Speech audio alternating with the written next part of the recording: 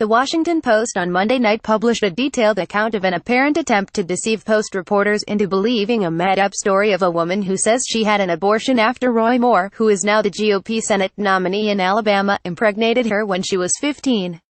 The woman was seen walking into the headquarters Monday morning of Project Veritas, a political operation that employs deceptive tactics and attempts to embarrass journalists and expose alleged bias.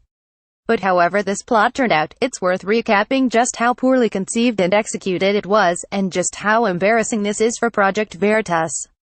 Shortly after the woman was seen walking into the headquarters, founder James O'Keefe declined to answer questions about her connection to the organization. Project Veritas has taken down some powerful people, but this was a mess. And it's not alone in that distinction, as Will Summer recounts.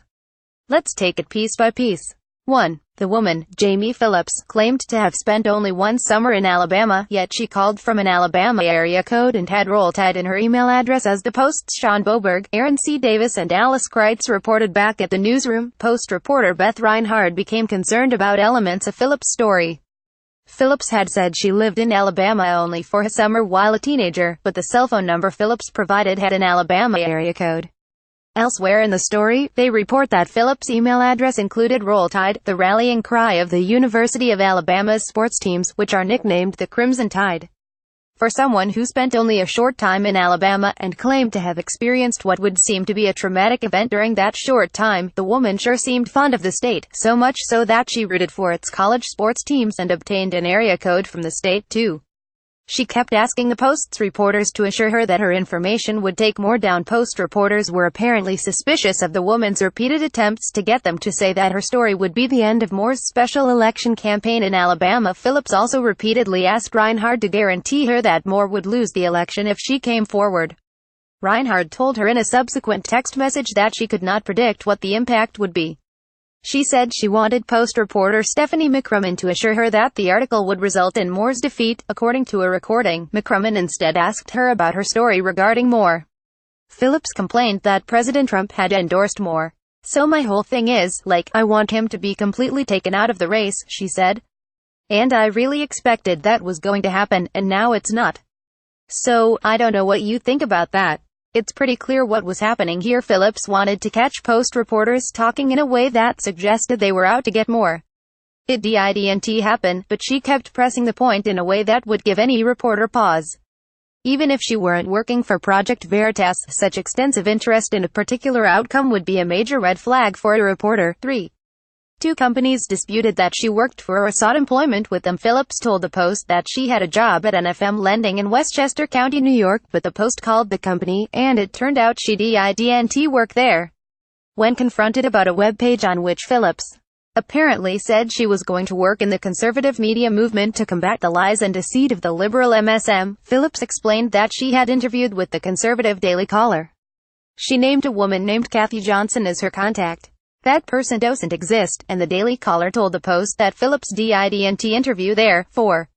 She used her real name and left a paper trail, a GoFundMe.com page with the name of the same woman alleging Roy Moore impregnated her. The above webpage was a GoFundMe account seeking to raise money for the relocation to New York of a woman named Jamie Phillips. One of the donors to it matches the name of Phillips' daughter, according to public records.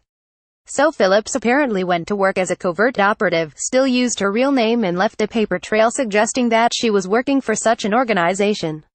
5. Project Veritas expose of the Post includes a reporter talking about how opinionated the Post is. In its opinion section as the Post prepared to publish Monday, Project Veritas and O'Keefe suggested repeatedly that the Post was fighting back against a damning video that Project Veritas was about to publish. On Monday night, the video arrived. It featured Post employees surreptitiously recorded talking about how the Post's editorial section opposes President Trump, which is news to nobody, and how Trump is good for business, which is also news to nobody. Almost every newspaper has an editorial board that leans ideologically one way or the other and has strong opinions about issues of the day. 6. It also includes a Post employee talking about how the Post's "Democracy Dies in Darkness" slogan came to be, something the Post already explained in the video. Another Post employee talks about the origins of the Post's slogan and how Post owner Jeffrey P. Bezos liked it. But that already has been publicized by the Post. From the Post's Paul Farhi in February, the paper's owner, Amazon.com founder Jeffrey P. Bezos, used the phrase in an interview with the Post's executive editor, Martin Barron, at a tech forum at the Post last May. "I think a lot of us believe this, that democracy is in darkness, that certain institutions have a very important role in making sure that there is light," he said at the time, speaking of his reasons for buying the paper. The group brainstormed more than 500 would-be slogans. The choices ranged from the heroic dauntless defenders of the truth to the clunky American democracy lives down the street. No one keeps closer, to the Zen-like yes. No. The group ultimately ended up where it started, with democracy dies in darkness.